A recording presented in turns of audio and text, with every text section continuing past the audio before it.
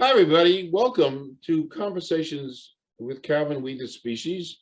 Chronologically, it's a week or so. Actually, it's a little bit more than a week away from big day, Halloween, which I don't do anything with Halloween anymore. I kind of turn off my lights and hide in the basement.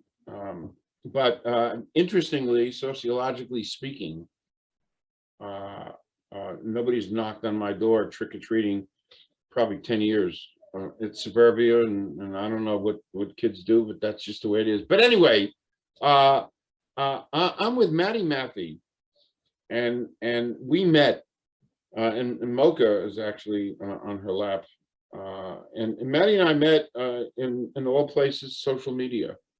And there was instant light bulbs going off because we shared some pretty powerful commonality in the fact that Maddie's vegan, and we'll talk about that. And I'm not a vegan, but I'm a flexitarian. I don't know if you ever heard that term, Maddie, flexitarian before? Yes, it has nothing to do with being Presbyterian or Episcopalian or anything like that. A flexitarian has to do with not eating anything with four legs, which I haven't done since 1975. I haven't done that, but I do stray and have some poultry from time to time and some fish, which is loaded with mercury. So be it. But anyway, that was the main ingredient, how Maddie and I connected, and a couple messages back and forth, and a couple of Zooms here and there, and we met in great chemistry. And of course, I love relating with Gen Z, of which she's prominently a member of Gen Z. So that's the essence of my monologue, and I usually call it a Johnny Carson monologue. Before your time, Maddie. He was a funny guy on the Tonight Show before Jimmy Fallon. And so the title of this, and I like to get it specific before I introduce Maddie.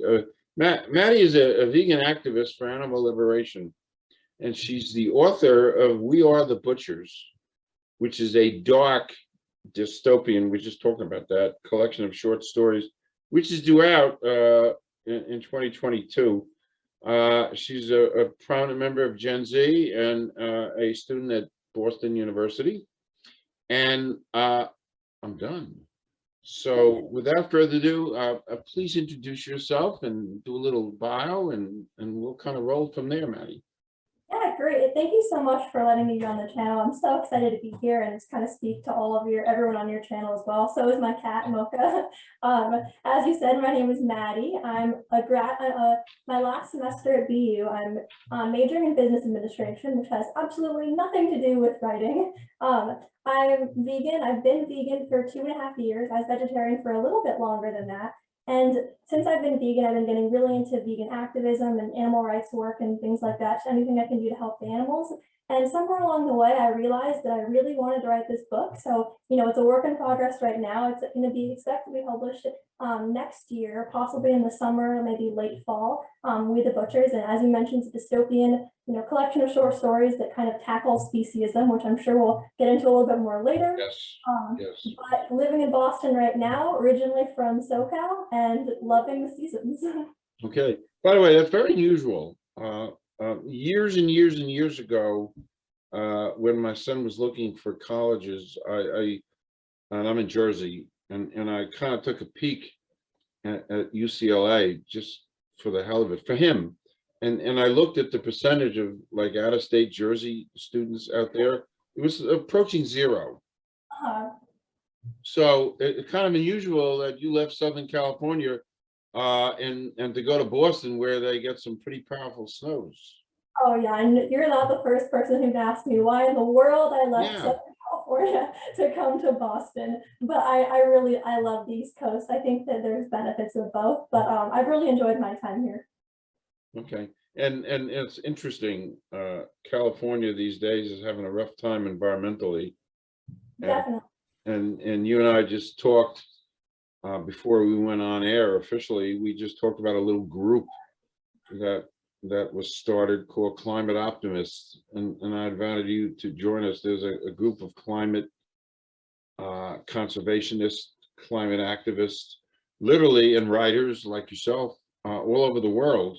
And we just got together, and I've been interviewing most of them for this channel, talking about climate change, talking about the COP26 conference that's coming up next week in Glasgow, Scotland. So I had asked you to kind of join us, and you have, and we've got a meeting coming up in a week with a bunch of writers who write climate fiction, of which you are. So I'm curious about you're awfully young, and what is your journey? By the way, explain to me the difference between vegetarian, vegan, all that stuff. There's a difference. I think that's a good question to ask. I'm sure some people don't know the difference, and it's kind of important to highlight. So in my mind, at least, vegetarianism is just abstaining from eating meat. And that could be for ethics, but could also be for other things like health or the environment, climate change, like we talked about. I know a lot of people who are vegetarian just because they want to reduce their impact on climate change.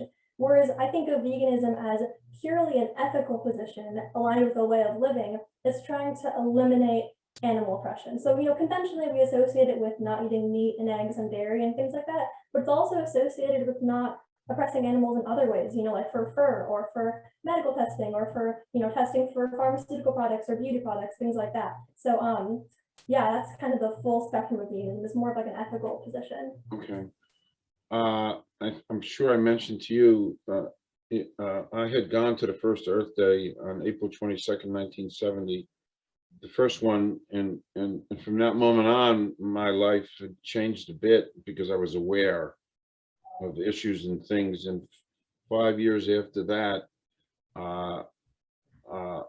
the red light bulb went off in my head, and I did enough reading and research to realize that animals, the whole business of hamburgers, wastes more water and causes more methane to go up, and there's as you said so eloquently, there's a humanitarian issue involved. So out of the clear blue, and I was a guy who grew up on hamburgers and corned beef and pastrami and steak, but out of the clear blue, one day in 1975, I said no more meat, nothing with 4 legs. I did go down the vegan route for a few months, but I ran into conflict with my mother and then my wife because they couldn't prepare so differently. So I compromised, and I became the Flexitarian that I am today. But anyway, one thing I do want to say on air, I'm sure I said this to you too, the health aspect, forget the humanitarian and the environmental, but there's a certain health aspect. I'll never know the full answer, but I am walking around with 0. Remember, I haven't eaten quote meat in 40 years. But the health aspect is I'm walking around with 0 coronary artery plaque, and I don't know if my diet has anything to do with it, but hey, it's working, So you and part of your veganism somehow evolved from doing the reading I did about you, somehow evolved from you working in a homeless shelter. Am I right there? So yeah, that was kind of a little bit of the story that I was telling about, how I went vegan. So originally I was a vegetarian. I was kind of more like yourself. I wasn't a full-on vegan yet. It was my freshman year of college, and I'd always loved animals. I think everyone around me knew that I was going to be a vegan before I actually did because I loved animals so much. But it really finally clicked to me. Before I went vegan, I went vegetarian first, and it clicked for me on a lobster night that BU had. My university gave every single student a lobster on campus, and they gave us a pair of pliers and said, go at it. Here's a treat for the year. And I was so grossed out. I was so disturbed. You know, being a consumer of animal products, we're not used to being the person to witness the being that we're eating. And so I found it so morally disturbing to be like crunching into the bones of a being that I was going to, you know, eat the inside of. I was just so put off from it that I went vegetarian shortly after, kind of thinking about that experience. But I still kind of thought like, oh, vegans are crazy. They don't eat eggs and dairy. Like, why in the world would they not do that? Like, what reason would they have? And then I started doing more research and I realized that eggs and dairy are as, if not honestly, more cruel than the meat industry. You know, animals are slaughtered for eggs and dairy just like they are for meat. And once I realized how cruel that was, I had to make the switch. So kind of where that part about the homeless shelter was coming in was I made the switch about a week before I was going on my spring break. And that spring break, I was going on a volunteer trip with all my friends. We were going to Virginia, down in the mountains, Roanoke Mountains, to do this kind of environmental cleanup. Now, part of that experience with the trip was that we had a community partner, and that community partner found us a place to stay, which was a homeless shelter that had a lot of empty beds during that week. And the agreement was, oh, they have to give us empty beds for you. So, you know, the 6 of us stayed there. But then we also did volunteer work for the homeless shelter in return for the beds. So we'd work in their kitchen, hand out food, things like that. And they'd also feed us, which was really kind of them. But definitely that week was a struggle for me. That particular homeless shelter did not have a lot of options. And I empathize with the residents who lived there who maybe were vegetarian, because I was eating bread and lettuce and it was weird and it was hard. And surprisingly, my group was not like mad at me. I was worried I was going to be a burden on them, but they weren't. They were really kind of proud of what I was doing, and we would trade food. You know, they'd give me their lettuce and I'd give them my meat. And so it was, you know, it seemed like it should have been hard. Like, you know, during that week, I could have easily been like, oh, I went vegan 2 weeks ago. I could just hold off on my veganism for a few more weeks and kind of get past this weird part where I don't have a lot of food options. But it just was so easy in that moment for me, because the idea of eating animal product again after everything that I'd learned about the animal agriculture industry seemed so hard. And so, you know, it was hard, but it was also easy. And I also made a lot of wonderful connections out of it, like my friends who gave me their bread, and the leader of one of our groups, she actually was a resident, you know, someone who lived nearby, and she had her own dietary things, and she empathized with me so much, she brought me a thing of lentils to our volunteer group, and I was so touched. It was so sweet. So I think it was a great way to bond with other people as well, which is why I kind of think that, you know, on one hand, it's hard to be vegan, but it's also just, it's so easy. By the way, it is easy. You know, I think, I mean, my journey has been easy. Once you make up your mind, like you did, you know, you're kind of focused, and it's easy, and you don't think twice. Yeah, interesting. You talk about lobster, and yes, I've always eaten fish my whole life. I love tuna fish, etc. But the one fish I didn't eat was lobster, and why? Because I didn't appreciate how they prepared it. Taking a lobster, that bothered me, like it bothered, you know, you taking a lobster and throwing it in, and it's a living creature, and throwing it. It's awful. It's banned in some places now. Even Whole Foods refuses to boil lobsters alive anymore because of Terrible. how, Terrible. So I just refused. Have I eaten lobster in the last 40 years? Yeah, a couple of times. Once out in the Hamptons, I have a little lobster roll place. I confess I had a sandwich. I didn't see the preparation. It was already mixed up with mayonnaise, and I ate it. But I don't. We go to restaurants and people in with, they order lobster, and you know, I'll have a Caesar salad. I don't want that. But it's out of respect for the creature. We're going to talk about something soon. So drifting a little bit, you do a lot of which is amazing. You know, you're a senior in college, but you do a lot of volunteer work. I try. So you try, but you do. So can you talk a little bit about some of the volunteering you do?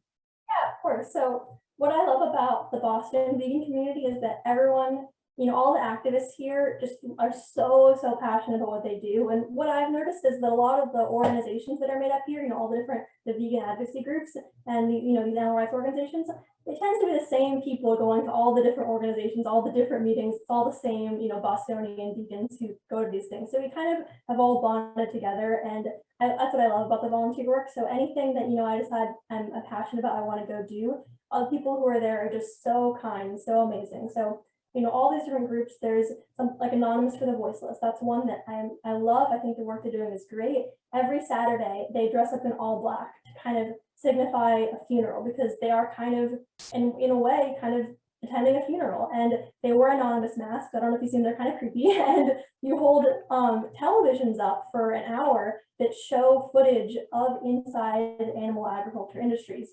For example, one is that you may not know, but baby chicks in the egg industry are considered a waste product. So one of the video clips on the screen is the baby chickens being ground up alive, because that's what happens to baby eggs in the egg industry, is they get ground up. It's awful. But so we put this on, this footage on the screen to kind of break down that barrier in our minds between, you not wanting to see the lobster alive, but being able to eat it if it's kind of removed from you. We kind of try to break that barrier down, and people who are walking by will come by and look at the screen and get kind of distraught, but something will click in their brain, I think. And so people will come talk to us and ask us questions, and that's kind of one way to go at it, is from talking to people.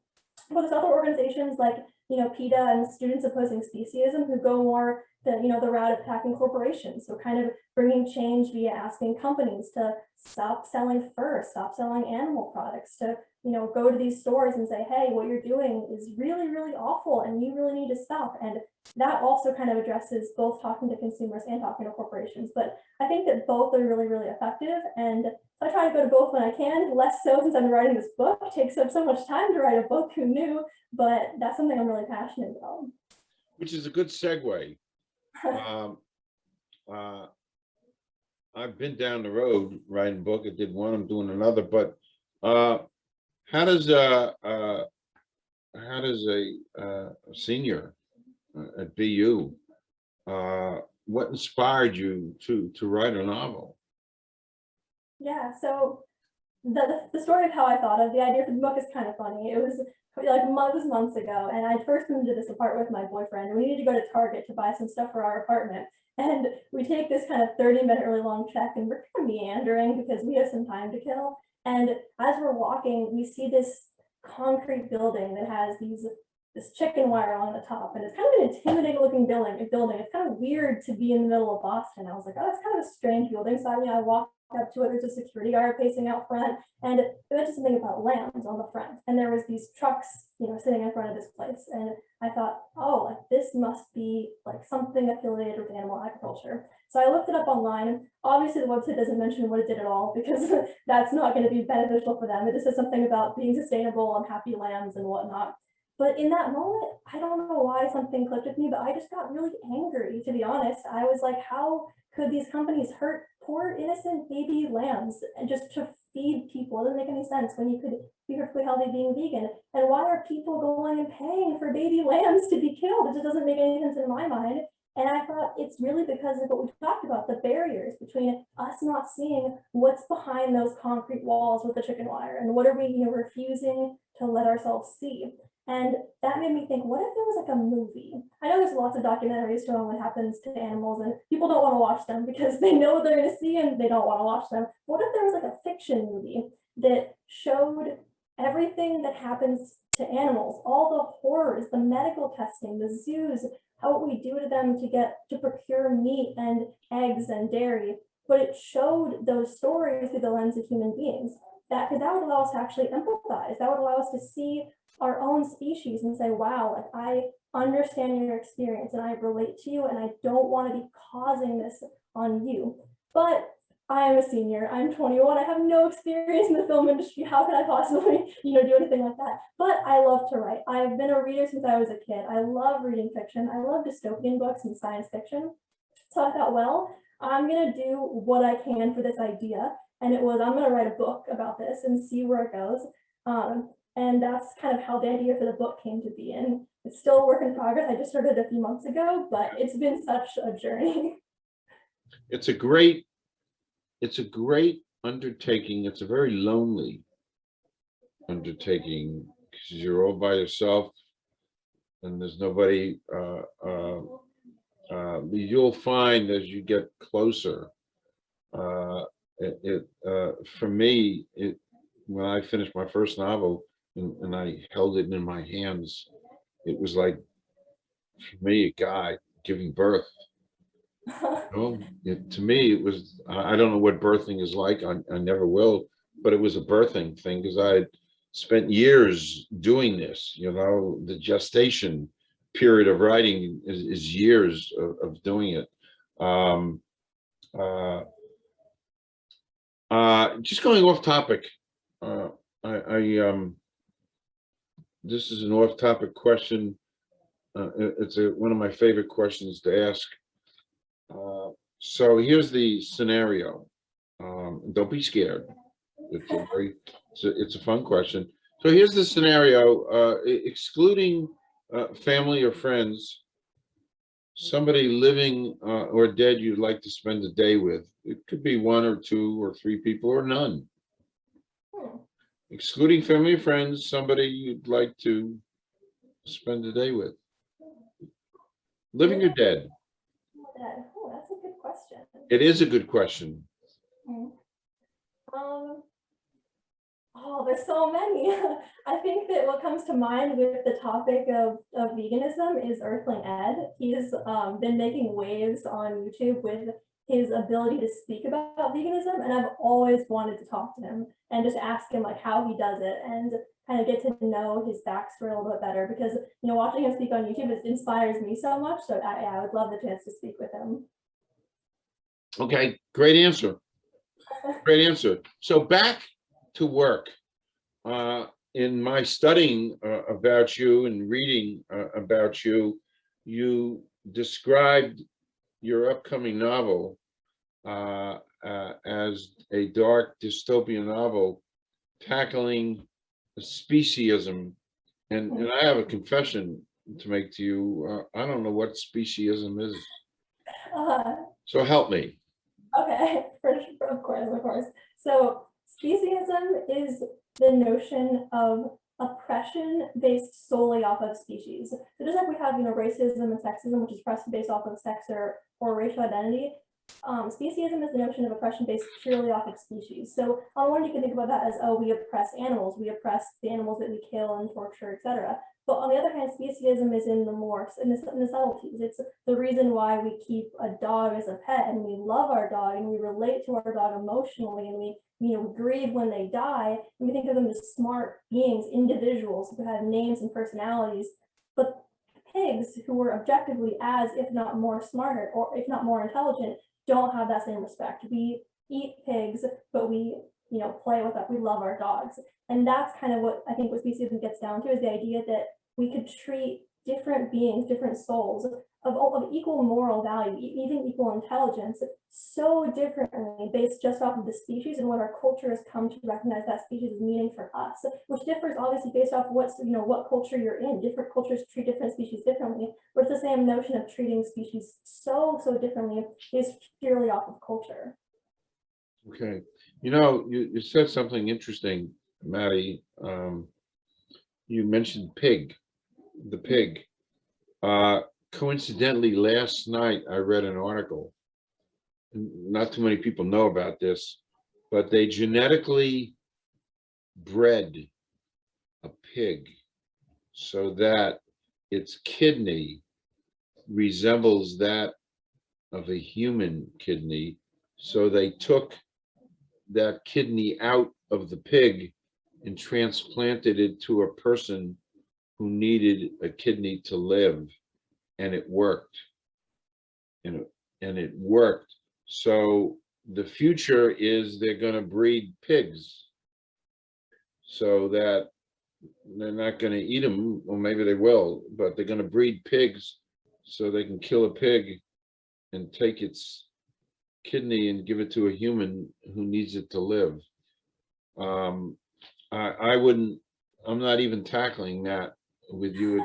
It's above and beyond. It's a whole new thing. Hey, it's science. and I don't have, it's a great argument, not for now.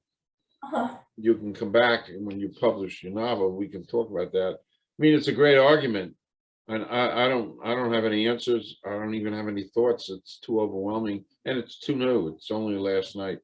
But anyway, you also said something, and I'm gonna praise you, because last night at the dinner table, my son and daughter-in-law and granddaughter are visiting, and my wife made hamburgers, and she also made a turkey burger for me. So the hamburgers were dark brown and turkey burger was white. But anyway, as my son, who I love to, he's 25 now, I love to tease him. I said to him, why don't you put a face on that meat, on that hamburger? And I heard that expression from you when we first talked. So what does put a face on meat mean? And you can tie that in to your book. Yeah, so I think that this is such an important question. I think that we kind of talked before about that barrier, the concrete wall of the story I was telling before, or kind of the invisible wall that separates you eating the lobster from the people who are boiling it alive. There's this division that we have in our mind between the meat on our plate and the actual sentient individual being, which is somewhere else, and their pain is far off from what we have to see or experience. On one hand, there's multiple elements of that. Animal agriculture fights tremendously hard to make sure you don't think too much about that actual being, because then you probably wouldn't want to buy their product. There's things like ag gag laws that prevent people from actually going and videoing animal slaughter, because animal companies know if they have videos out in public of their slaughter, no one's going to want to really eat their meat, because it's kind of a disturbing process and it hits our empathy. There's deliberate attempts by animal agriculture industries to change terminology to sound less vile, like changing the word slaughter to process, because they know people react badly to the word slaughter. So on the one hand, there's attempts by the animal agriculture industry to make themselves invisible, to make the pain that animals are experiencing not seen and felt by us. But we also kind of do things ourselves to avoid seeing the things on the other side of that wall. We avoid watching movies and documentaries that we know are going to kind of make us feel pain, because we know we're going to feel pain, even though it would change the entire foundation of the way that we live and how we align our morals with our actions. So kind of where I think my book ties into that is it makes it easier. It breaks down the wall, but it's not as, it is harsh. It's harsh, it's dark, it gets exactly to the point of what's going on in animal agriculture industries and animal oppression. But it's fiction, and it's inherently, I think, easier to digest than just watching videos all day long of animals dying, because there's something inherent about listening to a story from a human you can relate with, who you can empathize with, watching their character develop over a short story, seeing how they change, their personality, their growth, and you seeing their hurt and their pain, but also the things that they go through that are light, good as well. And I think that's how we can begin to empathize with animals, in my book at least, is to see it through the eyes of human beings. So that's what my book does. My book tells the story of animals living in this world, all the pain, all the hurt they go through, but through the eyes of human beings. And I hope that kind of allows people to kind of break the board down a little bit and kind of get these stories to them, even though they are hard to digest, and bear witness to eventually go vegan. I had interviewed a Rutgers student a couple of years ago. She's a vegan, and she said I should go home and watch Cowspiracy. And it was a documentary, and it was kind of brutal. And I don't know if it was that documentary or another one. I saw how they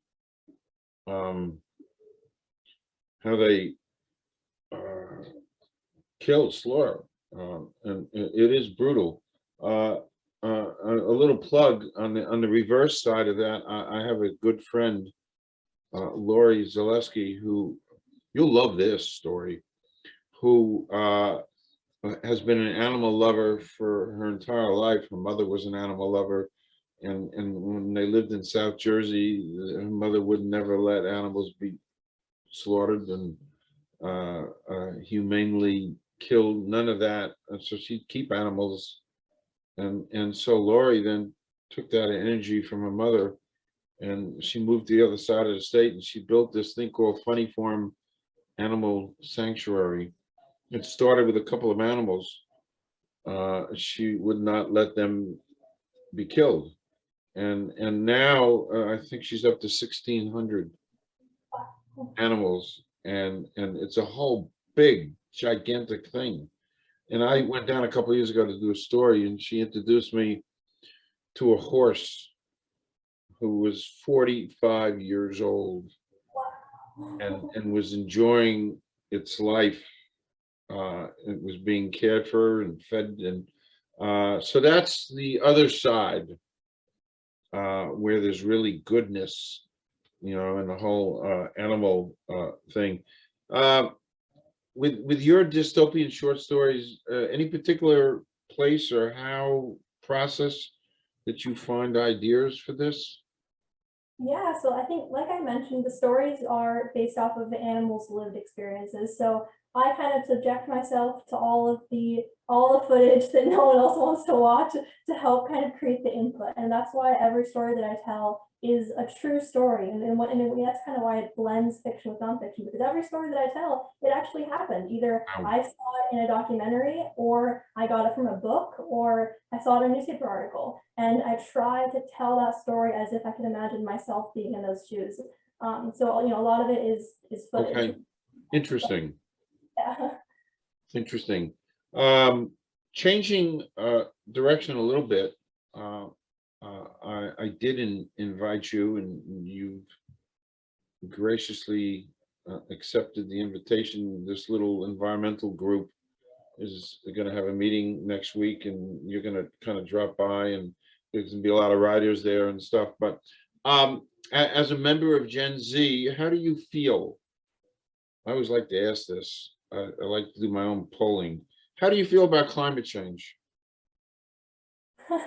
That's all. I mean, obviously, I mean, I think that every person in my generation who's educated on the effects of climate change on our planet feels some kind of pull that something needs to be done. And almost most people that I know feel very strongly about the need for big change to happen to reduce the impact of climate change. Otherwise, we're not going to have a planet to live on in just, you know, a certain number of years. And hopefully the story in my book won't come true, but you never know. I mean, the foundation of my book is based off of the idea that climate change takes a turn for the worse and things progress rapidly. So yeah, that's my short answer. I feel very strongly about it.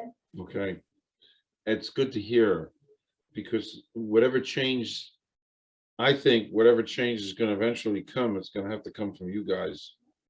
My generation's too old to change their ways, I think, and they're very comfortable with getting in their car and driving out to get a hamburger. So a lot of stuff's going to have to come from you guys. I'm sorry we're passing that along to you. It is what it is. So kind of winding. Well, there's one other. Is there? I'd like to ask this. Is there anything that we individuals can do? And most people are not concerned. They just want their hamburger. But are there ways to help end animals' oppression? And it is oppression. Are there ways?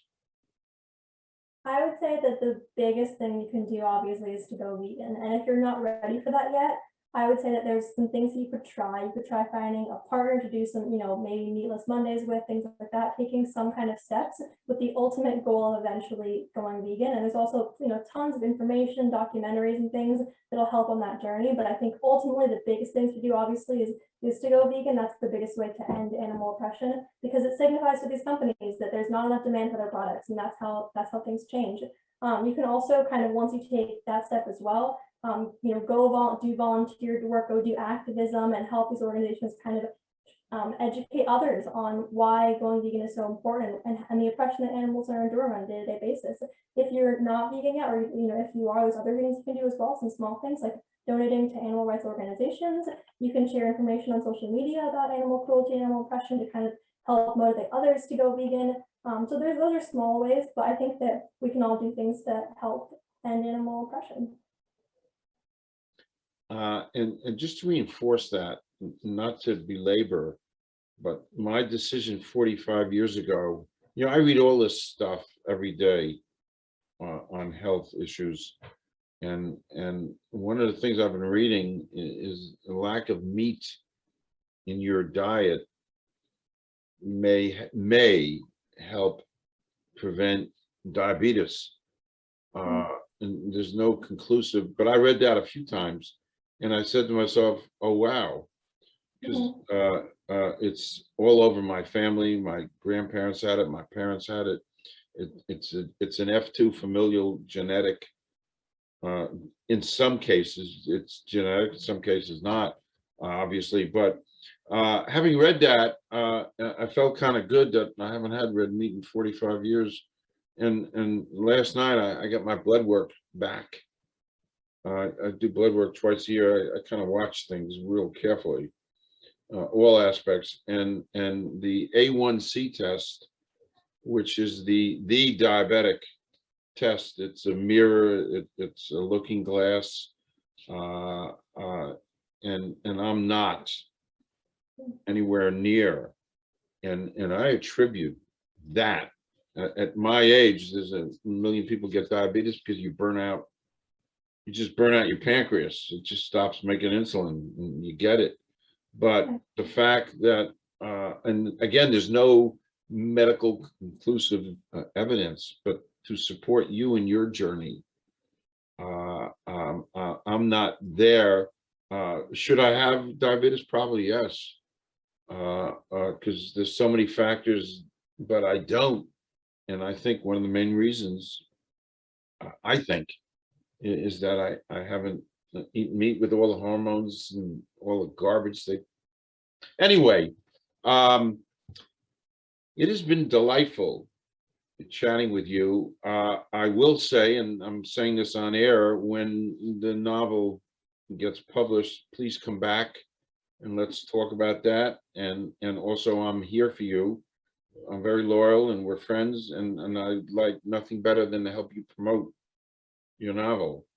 So I have an audience, and I will do that, and I'd love to have you come back. And you can come back in whatever form, in whatever content you want, because I sit here 7 days a week, 14 hours a day, so I always like company. So come back and we'll talk about stuff.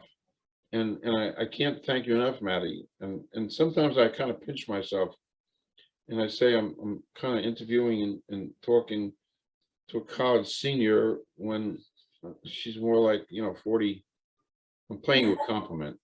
She's more like 40, 45 years old, and that's a great compliment that I'm paying to you. So I just want to thank you for being you and for your exuberance and believing and doing the things that I believe in as well. And I can only wish you wonderful things on your novel. So please come back. Thank you so much, Calvin. I really enjoyed being here. Thank you for the conversation and having me on, and I really appreciate all your support for the novel. Thank you. And actually, I'm hoping it doesn't snow a lot in Boston this year, because that means it won't snow a lot in New Jersey. But you'll come back and we'll talk about your novel. So have a great, wonderful weekend, and we'll talk. Thanks, Maddie. Thank you so much. Bye, Calvin. Bye-bye.